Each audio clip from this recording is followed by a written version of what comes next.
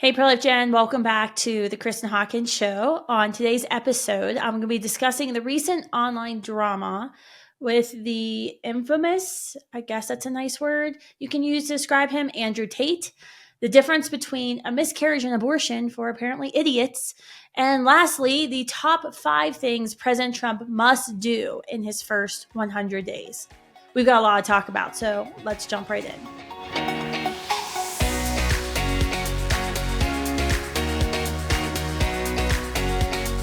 So now you're probably aware of the Andrew Tate, Benny Johnson controversy. But if you aren't, if you're like my husband, had no idea what's going on, I want to walk you through who these two guys are and what happened in the past couple of weeks. So there's a conservative commentator named Benny Johnson who bills himself as a MAGA Republican, conservative, Christian husband and father of 3. He has a political YouTube show. I think he has a show on one of the conservative TV outlets. He often monologues and just interviews conservative guests. You've probably seen his stuff. I think at one point he was working for Turning Point USA. He may be still, I'm not sure. His tagline on YouTube is Love God, Family, America. That's important context. He has 2.7 million subscribers, and I think that's just on one of his channels. Benny recently shocked a lot of people when he announced he had just interviewed and was going to be releasing his interview with Andrew Tate on his TV internet show. Andrew Tate, if you don't know, is a provocative, once again, that's a nice word you can use, social media personality who openly brags about being a pimp and teaches other men that pimping is the highest form of masculinity. Tate is not American. He's British. He's got like martial arts background. So he's really into fitness, and he talks a lot about like masculinity, and what real men really should be doing. His form of masculinity, though, is using women. He's been dealing with a lot of legal charges lately. He moved to Romania, and now is facing charges for rape, human trafficking, tax evasion, and abusing minors. He claims all of these charges are nothing but political persecution of him and his views. I don't know if he's actually guilty of breaking these laws, but I do know, and from what I have seen, and once again, I try not to follow him too closely because it's kind of disgusting. I do know that Tate has openly admitted and bragged about some legally suspicious and morally depraved behavior in the past. For instance, Andrew Tate got wealthy through a webcam porn business before OnlyFans. He brags about how he would turn his girlfriend into cam girls to film porn. He says he ultimately had 75 girls filming porn in 5 locations, and he was making $4 million a month off of them as their pimp. He said, quote, I generally believe that pimping, if it is done correctly, is not a negative thing, end quote. In addition to teaching young men that they become pimps like him and can make money off of exploiting women, he also teaches young men that violence should be a normal part of their interaction with women. I want to watch a little montage of Tate openly bragging about abusing women and teaching young men to do the same. Don't listen if you have kids around. They didn't teach you in self-defense? Here's a little move. When I grab you by your neck and you start annoying me trying to resist, and I just and then I grab you by your neck again. Then what the fuck are you gonna do when your face is collapsed and your fucking cheekbone's broken? You ain't gonna do shit but cry. I guarantee I changed the way you look at sex forever. You're gonna be fucking crying. I won't cry. I bet you cry, bitch. I bet you fucking cry. You're saying I wouldn't cry. You're challenging me to a fight. You're saying I can't hurt you. You're out of your fucking mind? I don't even have to fuck you. Forget the sex part. That's a distraction. My dick can stay in my pants. I'll just start beating the shit out of you. How about that? We walk in the bedroom. I start kicking your ass. No sex. No sex involved. But you cry then. I perfected this in pimp school. When I got my PhD, we had to practice if a girl comes at you, you cheated, you cheating. It's bang out the machete, boom in her face, and then grip her up by the neck. Like, shut up, bitch! Her panties get wet. The machete's on the floor, her panties are all wet.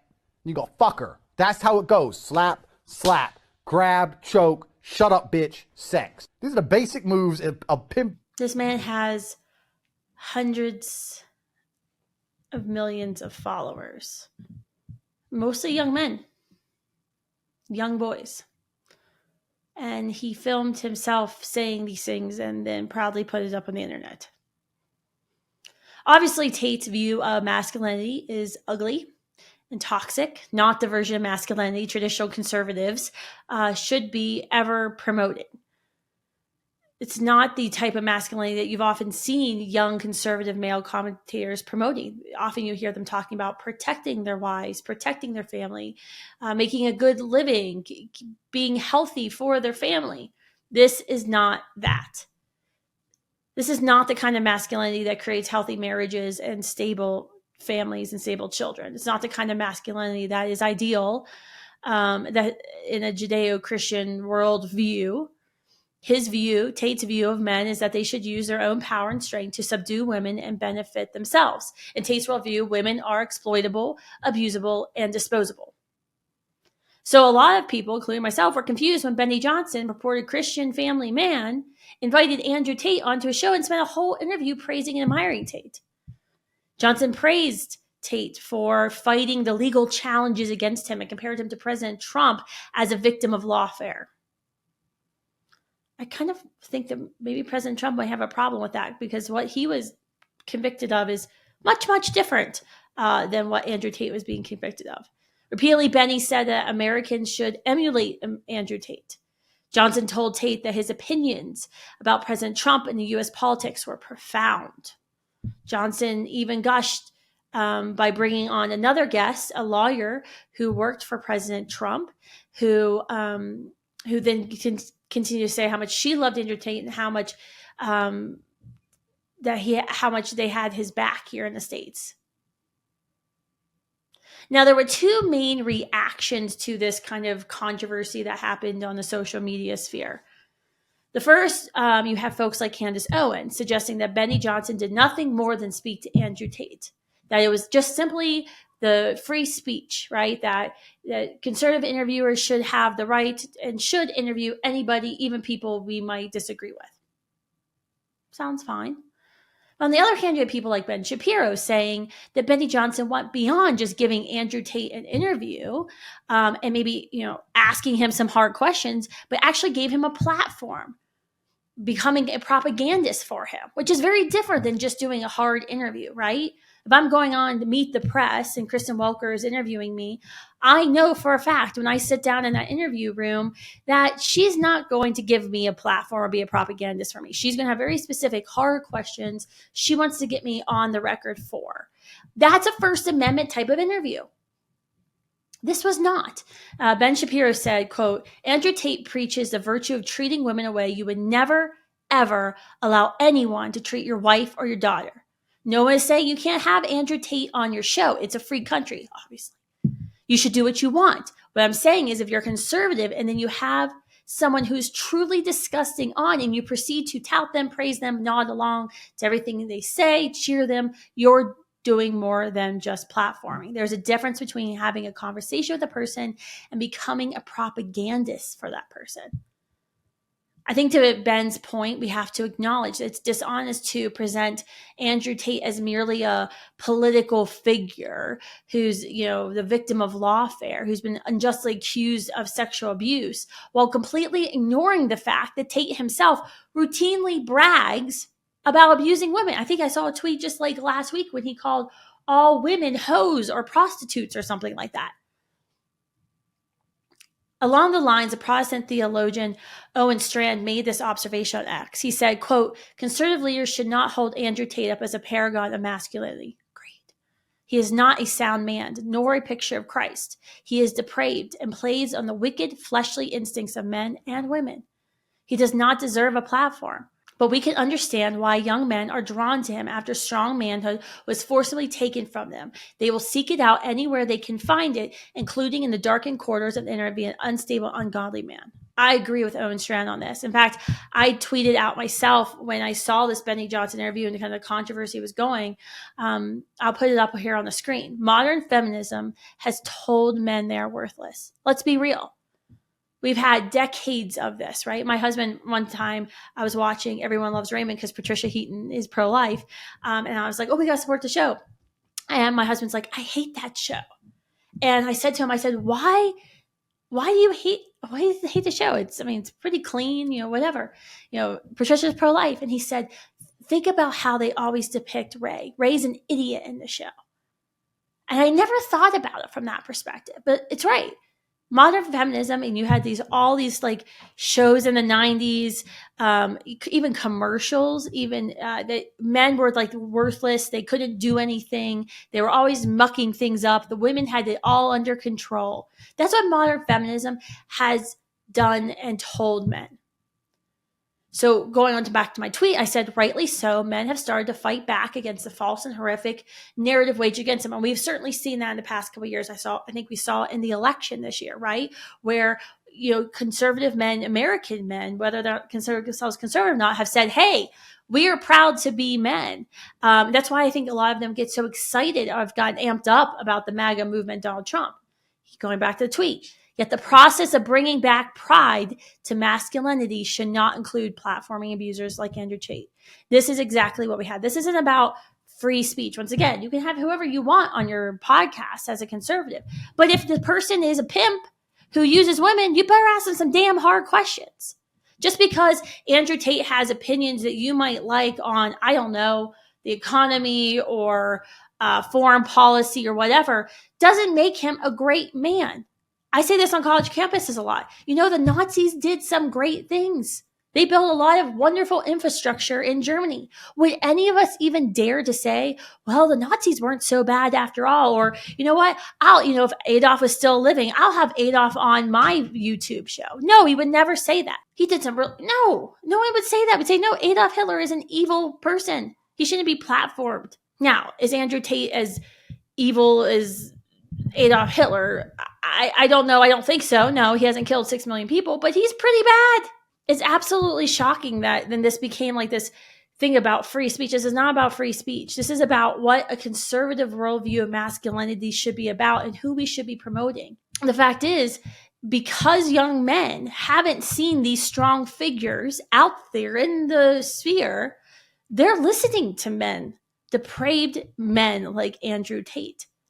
So we need these strong role models and masculine men who actually love their families, love their wives, want to protect their daughters. And we need to stop platforming garbage like Andrew Tate.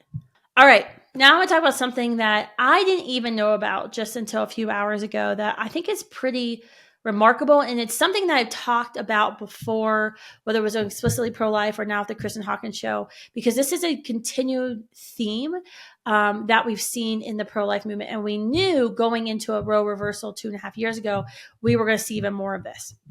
So Annie Graham is a pro-abortion representative in the state of Maine. She just introduced a bill that would stop requiring healthcare providers to report miscarriages that they attend to if the miscarriage happens before 20 weeks gestation, 5 months. The law currently requires in Maine that healthcare providers report all abortions and all miscarriages to the Department of Health and Human Services in the state.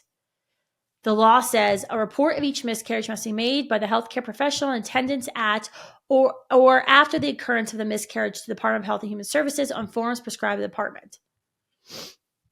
The report forms must contain all the applicable information required on the certificate of fetal death and current use. Remember that.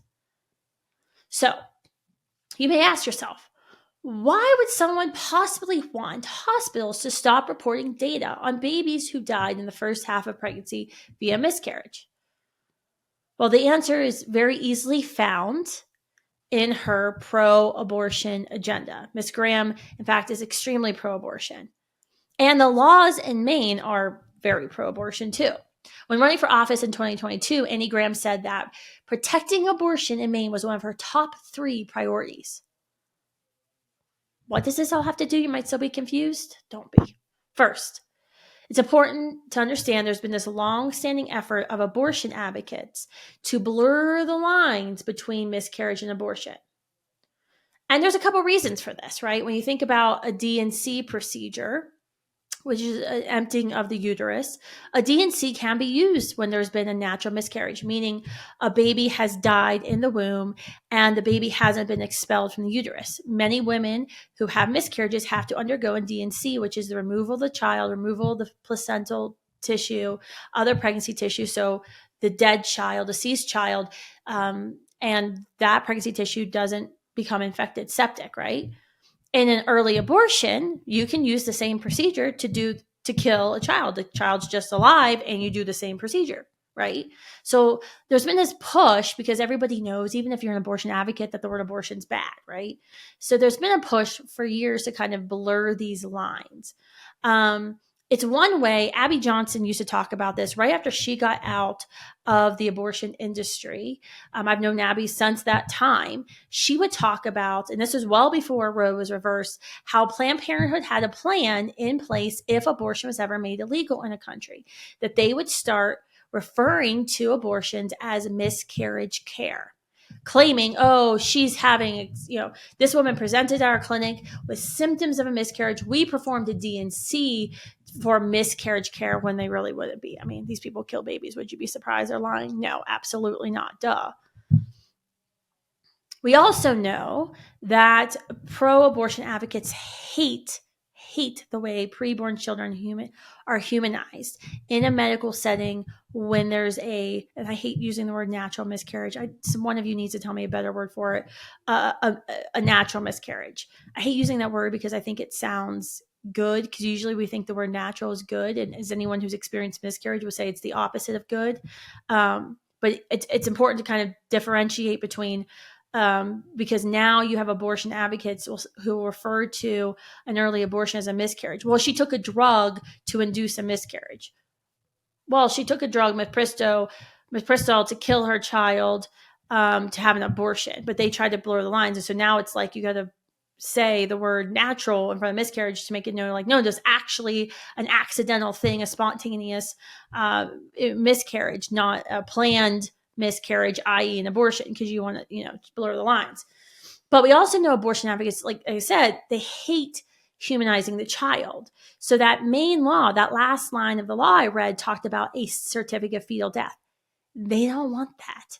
Because if you have to certify that a human died in the womb in a miscarriage, what does abortion do?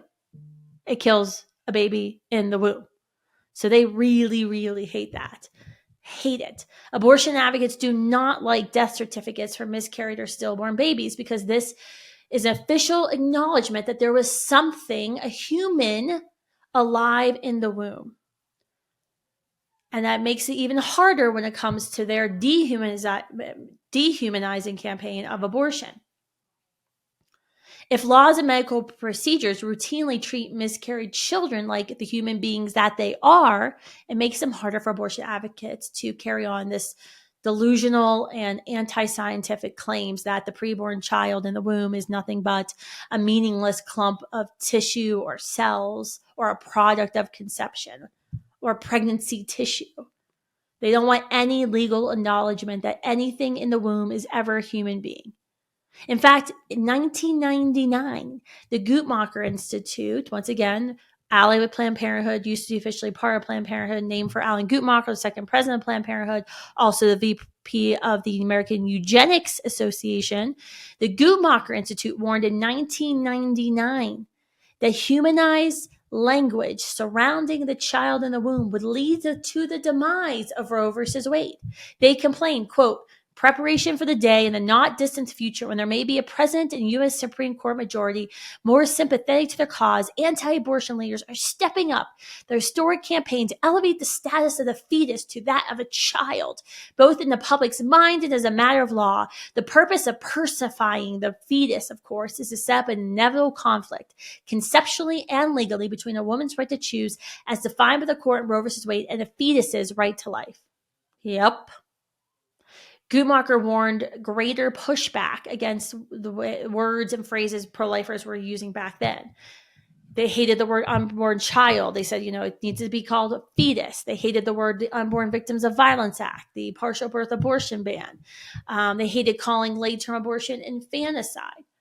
You'll even see it now in the abortion lobby. They won't even use the word late term abortion. They just want to say the word abortion. They don't want to say late term at all. They know that is a killer phrase for them in polling and mind change.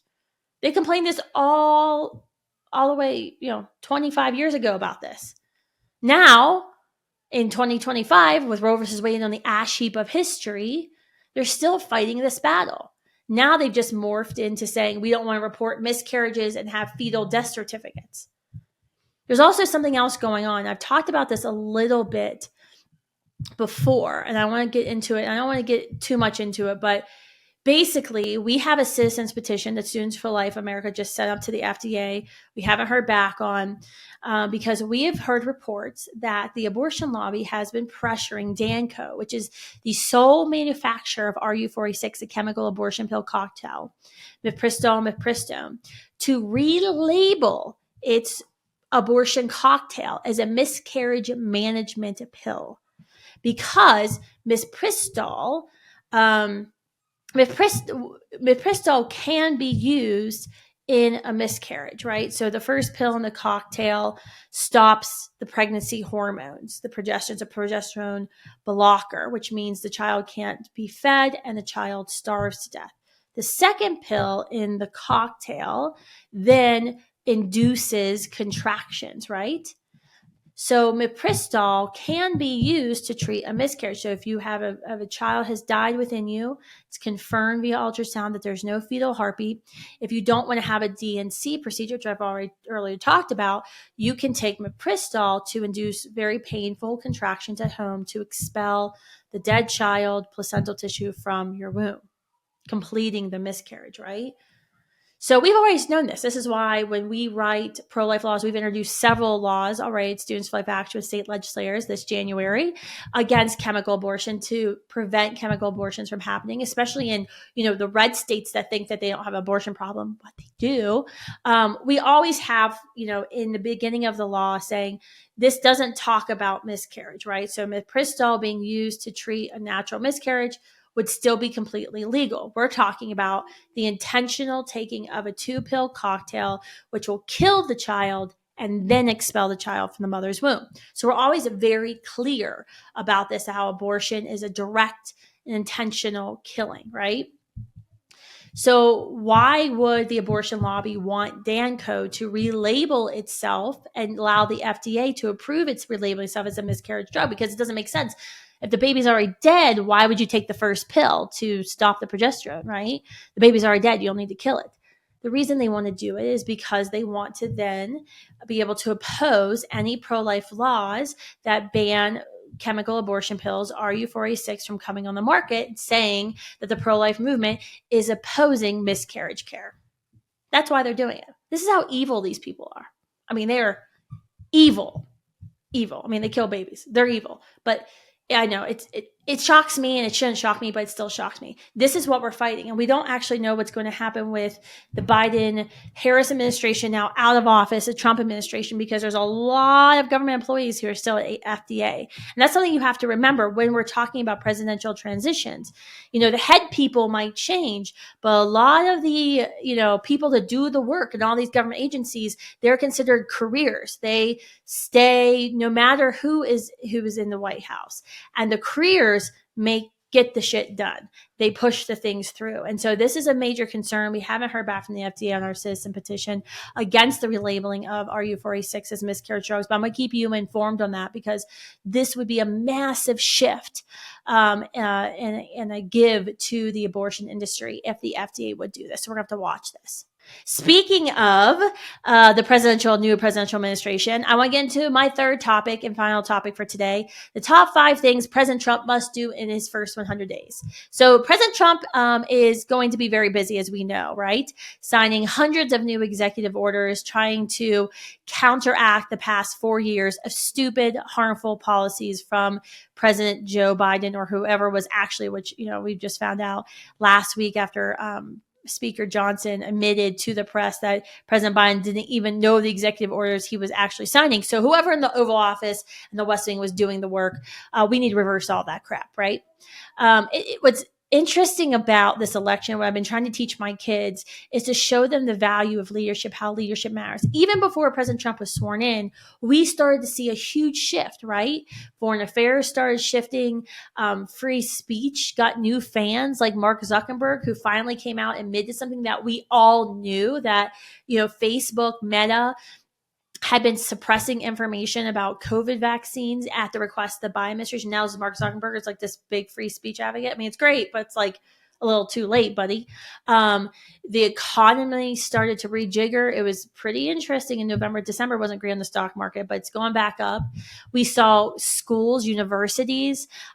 We saw the FBI, other government agencies saying they were going to get rid of their diversity, equity, and inclusion agenda, knowing that this was going to get dismantled in the new Trump administration. Red dye number 5 suddenly got banned from the FDA, even though it had been banned in the 80s from cosmetics because of its cancer-causing properties. But after, the whole MAHA slogan and nomination of RFK Jr. to HHS, now FDA has finally done something that, moms across America have been wanting for years. We saw the biggest thing was that the ceasefire and hostage release from Israel and Hamas, that deal was finally made. I don't know if the ceasefire will hold, but hostages have now been released. Why is that? Is that because of Joe Biden? Please. Joe Biden tiptoed around both audiences, both camps, all campaign season. President Trump was hard on both Israel and Hamas during the campaign, but saying very clearly, as president, I will demand the hostages are released. Hamas will release them, and Israel will stop bombing Palestine and innocent civilians and children. He was hard on them, and he got a lot of flack from basically both camps. But that happened right before he became president. And I think there's been a lot more that's happened just before he was sworn in. But now that he's sworn in, he knows, as we know, there's a lot you have to do. And when you think about the second presidential term, President Trump can't run again. It really quickly will turn into a lame duck presidency within as soon as the midterms hit in 2026, right? And then I've already been in meetings where we're discussing the 2028 candidates. And so you really have to move quickly in the first 2 years of this administration if we're going to get all of President Trump's promises fulfilled. So here are some top 5 things, I guess, that we really need to be pushing President Trump through our tweets or X post, I guess you call it, through our social media, when we're talking to our friends and allies, what we really need to be pushing the administration to do. 1, pardon and release all of the pro-life prisoners that the Biden-Harris DOJ put away in federal penitentiaries for blockading the front of abortion facilities through prayer and singing Christian hymns. There is a lot of video footage of folks just praying and singing in front of abortion facilities. I think the video footage that I'm thinking of is the 2020 footage of late-term abortionist Cesar Santangelo in Washington, D.C., where pro-life protesters were singing Christian hymns and praying. They were arrested for blockading the Washington Surgery Clinic, and they are now sitting in federal prison, one of whom is a Students for Life alumni. I'm not a big fan of violating federal law when you know you have an administration who's going to prosecute you for it. So I was kind of against the approach. However, we need to see the release of these political prisoners. President Trump has been very clear that he wants to release the January 6th political prisoners.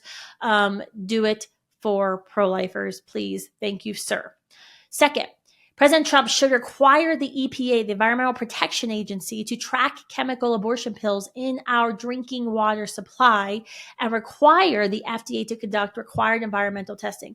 We know when the FDA approved chemical abortion pills in 2020, they did 0 environmental testing. They didn't even check the box on the application to say that the new prescription wasn't going to affect the Clean Water Act or the Endangered Species Act. Literally just ignored it.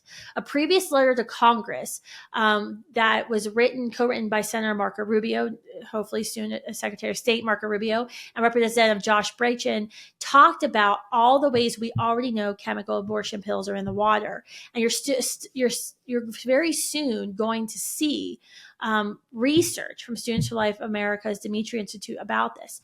I talked about, in the past last segment, chemical abortion.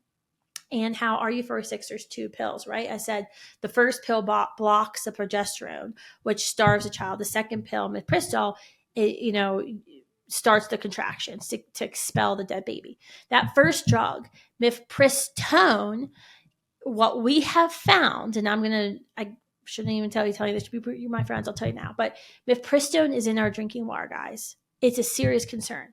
So if you're drinking water with a known progesterone blocker in it, this leads to a lot of questions about women who are struggling with infertility, women who are having high miscarriage rates. Mifepristone remains active after it passes through her body, after she aborts her child in the bathtub or toilet, after it goes into our water, after it goes to the water treatment plant, then goes back to our tap water. It remains an active metabolite and is a known endocrine disruptor. And we know the levels of which mifepristone is in our water violates EPA standards.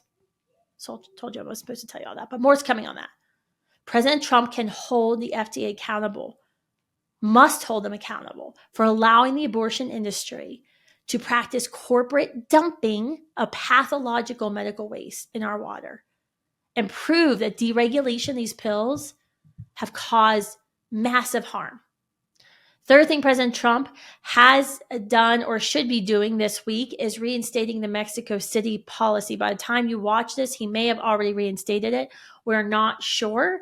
But this is easy. This is a Reagan-era EO, executive order, that says it's very simple. Hey, taxpayer dollars shouldn't be going to overseas abortion vendors.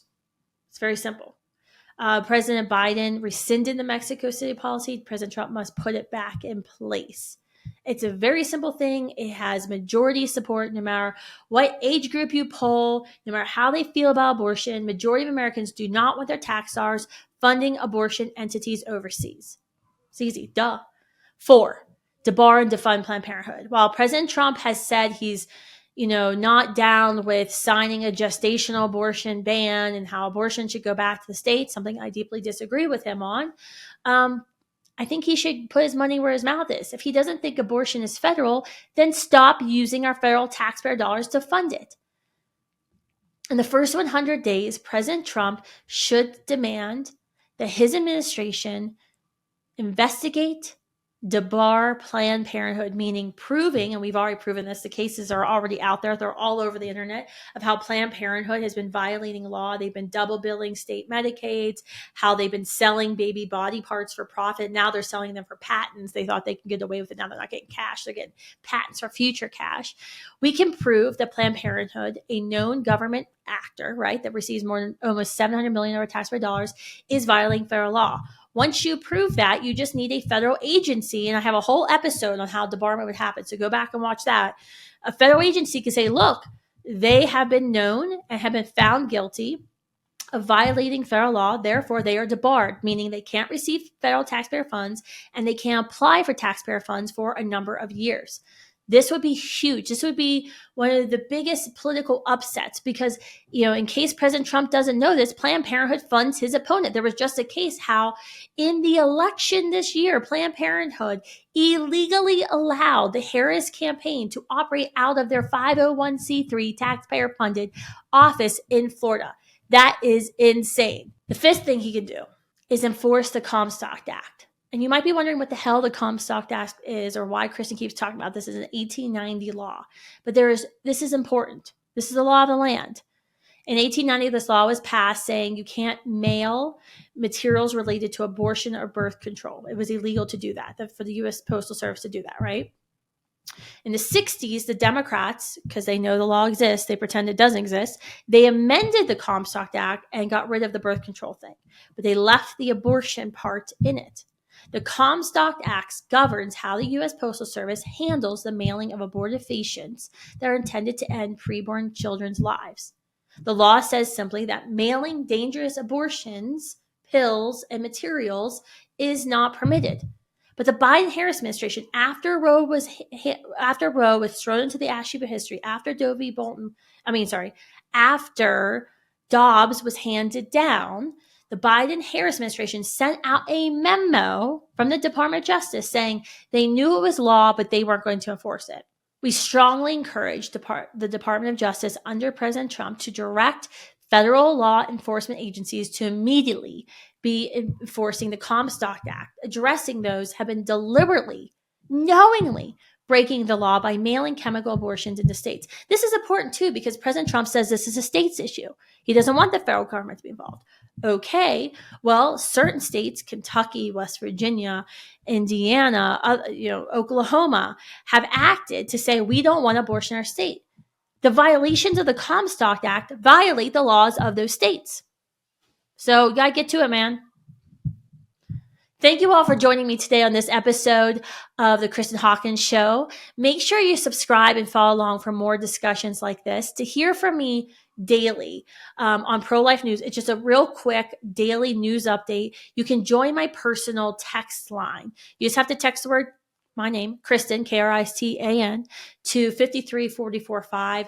Tell your friends it's not a long email you have to read. It's just, the top news headline of the day, the thing that I think you need to know about. Make sure you just do that, Kristen at 53445. I'd love to have more folks on that text line. The big pro-life Super Bowl week is here. I'm getting ready to head out to Washington, D.C. in a few short hours. I hope I will see many of you at the National Pro-Life March on Friday and at the sold-out National Pro-Life Summit on Saturday. If you didn't get your tickets to the National Pro-Life Summit and haven't personally texted me for me to get you on the list, so my staff is mad at me because I keep adding more people to the sold-out list, might run out of food, I don't know. If you haven't done that, make sure you tune in live on Saturday, January 25th. You can go to prolifesummit.org. We start around 9 a.m. I'll be the first speaker, followed by Charlie Kirk. We'll have Dr. Ben Carson, Abby Johnson in the morning, Bethany Hamilton. In the evening general session, Kaylee McAvaney from Fox News will be the keynote. It's going to be amazing. I'm thinking it's going to be the best National Pro-Life Summit ever. I'm just bummed that we couldn't get a bigger hotel and we're maxing out at 1,500 people. But make sure you tune in. It's going to be an inspiring day that's also going to equip you with what you can do right where you live to help end the violence of abortion and support women and families.